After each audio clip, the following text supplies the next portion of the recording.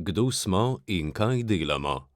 Nacionalni program duševnega zdravja se imenuje Program Mira. Program je načrt. Nacionalni program pomeni, da je program za ljudi, ki živimo v državi Sloveniji. Pomembno je, da smo ljudje zdravi. To je pomembno za posameznika. To je pomembno tudi za državo, družbo in skupnost.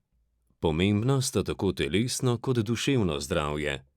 Če skrbimo za dobro duševno zdravje, je naše življenje boljše. Dobro se počutimo in imamo voljo, da kaj dobrega naredimo.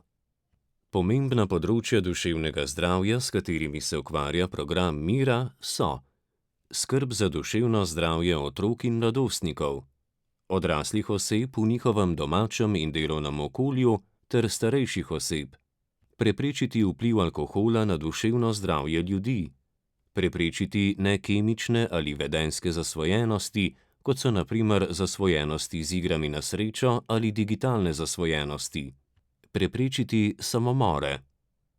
Državni zbor je sprejel poseben dokument o skrbi za duševno zdravje ljudi. Reče se mu Resolucija o nacionalnem programu duševnega zdravja. Resolucija pomeni odločitev.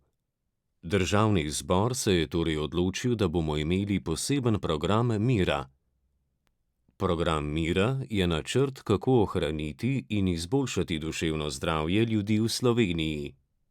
S programom Mira želi država ohraniti in izboljšati duševno zdravje ljudi, zmanjšati in preprečiti duševne stiske ljudi, ljudem pomagati in jih podpreti, če so v duševnih stiskah. Program Mira je namenjen ljudem vseh starosti. Strokovno pomoč ljudje, če in kjer se da, dobijo v domačem okolju. V programu Mira sodelujejo različne organizacije, vladne in nevladne.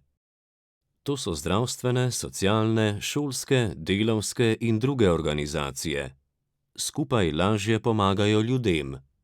V programu Mira je nekaj novega. To so centri za duševno zdravje otrok in mladostnikov in odraslih. V prihodnjih letih naj bi odprli skupaj 50 centrov. Nekateri centri so že odprti. V centrih delajo strokovnjaki z različnimi znanji.